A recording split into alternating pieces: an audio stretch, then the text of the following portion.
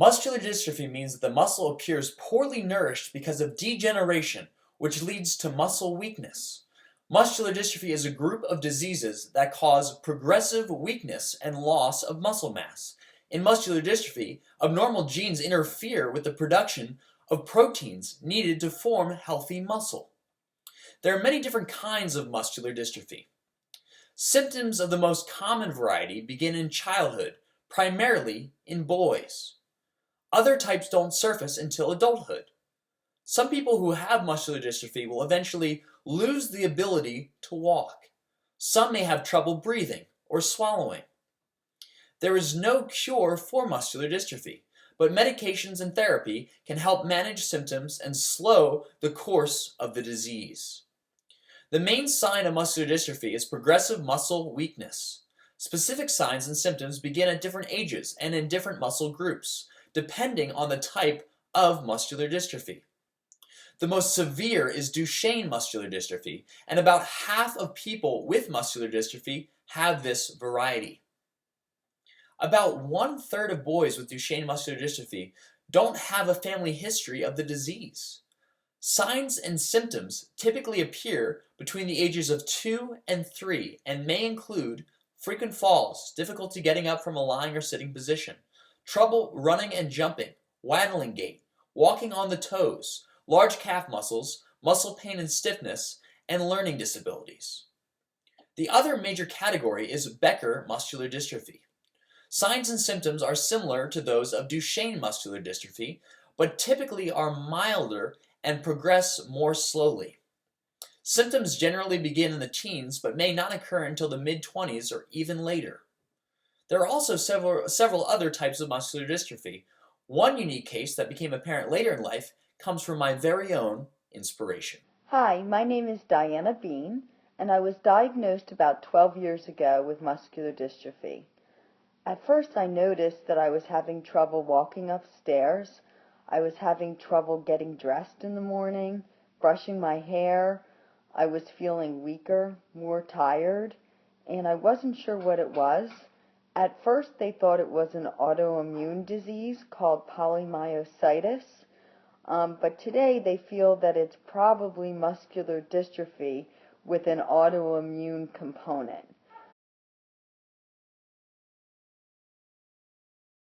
At first what happened is that I just slowed down a little bit. I wasn't able to do everything that I could normally do. I was no longer able to have a catch with the boys. I was no longer able to drive a car. It happened slow, so I lost different capabilities one at a time.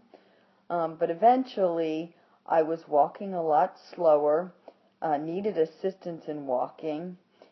Also, I really wasn't able to make dinners. Only very simple things could I put together, such as making a sandwich, something light that was on the counter.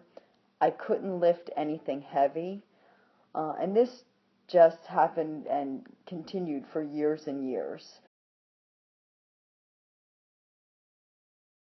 The good news is, in recent years, I've really started an intensive bout of physical therapy. I go twice a week, and in addition to doing the physical therapy, I also do my own physical therapy exercises at home. I just got an exercise bike, which is a hands and legs exercise bike. I try to do that 4 times a week for 35 minutes each time. I also walk 5 to 7 days a week for at least 25 minutes. And I think that this has helped to make me a little stronger. My mom might be physically weak because of muscular dystrophy, but she's by far the strongest person that I know, and she's motivated me to be a fighter. And also, seeing my mom struggle through these challenges, that also motivated me to start my own charity organization called Beam Team to raise money for the Muscular Dystrophy Association. Now, MD might be rare, but its impact is unbelievable. And my mom is one of the lucky ones. She's fortunate to have top doctors at Johns Hopkins that have designed a plan to keep her stable. For years, she regressed and got weaker and weaker, and it was so challenging to watch that, to watch my role model no longer be able to take care of herself, no longer be able to do these basic fundamental needs and provide as a mom. But she is so perseverant and she is so resilient. And it's just been really just such a blessing to watch her get stronger through physical therapy and get stronger because she works so hard to be the best she can be. And you know, people with Duchenne muscular dystrophy have it much more severe.